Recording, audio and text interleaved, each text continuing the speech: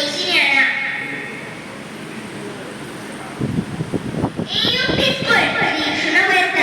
പഠിക്കുന്നു.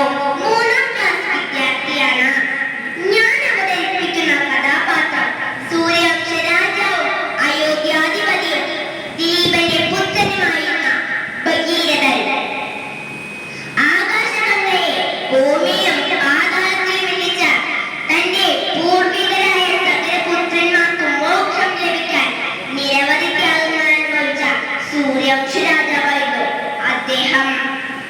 ഭഗീരഥൻ സമുദ്രതീരത്ത് പോയി ഗംഗാദേവി തപസ്സു ചെയ്തു. അനേക വർഷങ്ങൾക്ക് ശേഷം ഗംഗാദേവി പ്രത്യക്ഷയായി. എന്ത് വരം വേണമെന്ന് ചോദിച്ചു. പാതാളത്തിൽ ഭസ്മാവശിഷ്ടരായി കിടക്കുന്ന സകലപുത്രന്മാർക്കുമേൽ ഗംഗാജലം വർഷിച്ച തന്റെ പൂർവികരായ സകലപുത്രന്മാർക്ക് ഉദകക്രിയ നടത്തണമെന്ന് ഭഗീരഥൻ അപേക്ഷിച്ചു. ഇത് കേട്ട ഗംഗാദേവി ഇങ്ങനെ അരുളി, അല്ലയോ ഭഗീരഥ, എന്റെ ശക്തിയായ പ്രവാഹത്തെ താങ്ങി നിർത്താൻ ഭൂമിക്ക് സാധ്യമല്ല.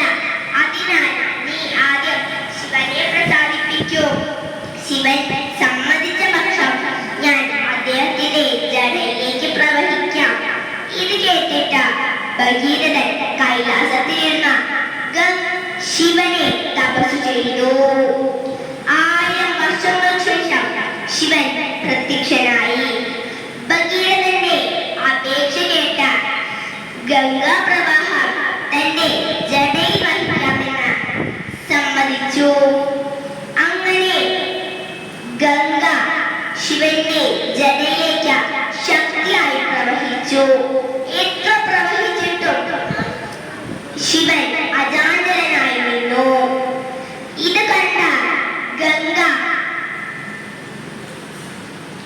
ഗംഗ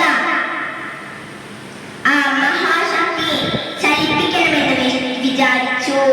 ആ അഹങ്കാരമുണ്ടായി. ഇത് മനസ്സിലാക്കിയ ശിവൻ ഗംഗയെ തന്റെ ജടയിലൊതുക്കി. എന്നിട്ട് അനേക വർഷങ്ങൾ ഗംഗ വഴി കാണാതെ ശിവന്റെ ജടയിലൂടെ നടന്നു. ഭഗീരഥന ഒന്നുകൂടി ശിവനെ പ്രസാദിപ്പിക്കേണ്ടി വന്നു. അങ്ങനെ ഭഗീരഥൻ ശിവനെ തപസ് ചെയ്ത് പ്രസാദിപ്പിച്ചു. ഇങ്ങനെ ശിവൻ ജട കുടഞ്ഞ ഒരു തുള്ളി വെള്ളം നിലത്തു വീഴ്ത്തി. അതാണ് ഉത്തരഭാരതത്തിലെ ഗംഗാ നദി. സമതലത്തിൽ കൂടെ ഒഴുകി പാതാളത്തിൽ ചെല്ലുകയും സകലപുത്രന്മാരുടെ ഭഗീരഥന്റെ ബഹുമാനാർത്ഥം കൊണ്ടാണ് ഗംഗയ്ക്ക് ഭാഗീരഥി എന്ന പേര് ലഭിച്ചത്. പരിശ്രമം ചെയ്യുകയെന്തിനേയും വശത്തിലാക്കാൻ കഴിവുള്ളവണ്ണം ദീർഘങ്ങളാം കൈകളെ നൽകിയത്രേ മനുഷ്യനെ പായലയച്ച ദീശൻ. മലയാള കവിയായ KC കേശവപിള്ളയുടെ ഈ വരികൾ